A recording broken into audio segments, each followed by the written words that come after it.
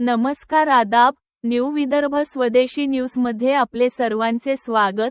नांदुरा शहर प्रतिनिधी सय्यद इम्रान यांची रिपोर्ट.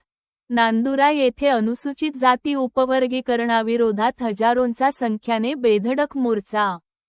आज दिनांक 29 जून 2026 रोजी अनुसूचित जातींच्या आरक्षणातील उपवर्गीकरणाच्या निर्णयाविरोधात नांदुरा येथे विविध सामाजिक संघटना, बौद्ध बांधव व नागरिकांच्या वतीने हजारोंच्या संख्येने धडक मोर्चा काढण्यात आला.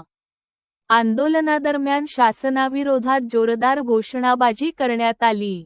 मोर्चेकऱ्यांनी उपवर्गीकरणाचा निर्णय तातडीने मागे घेण्याची मागणी करत सामाजिक न्याय व संविधानाने दिलेल्या समान हक्कांचे संरक्षण करण्याची भूमिका शासनाने घ्यावी, असे निवेदन तहसीलदार साहेब यांच्या मार्फत मुख्यमंत्री देवेंद्र फडणवीस यांना पाठविले. तसेच निर्णय मागे न घेतल्यास राज्यभर तीव्र आंदोलन छेडण्याचा इशाराही देण्यात आला. मोर्चादरम्यान कायदा व सुव्यवस्था राखण्यासाठी नांदुरा पोलीस स्टेशनचे ठाणेदार जयवंत सातव साहेब यांच्या मार्गदर्शनाखाली चोख पोलीस बंदोबस्त तैनात करण्यात आला.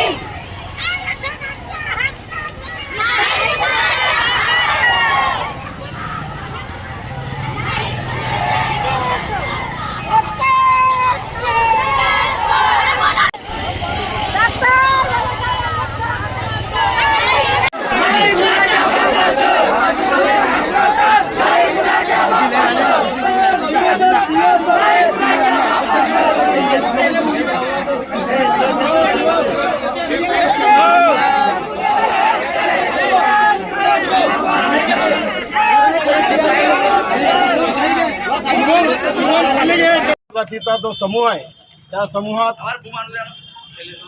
वर्गीकरण करून अनुसूचित जातीमध्ये फूट पाडण्याचं काम महाराष्ट्र सरकार करीत आहे.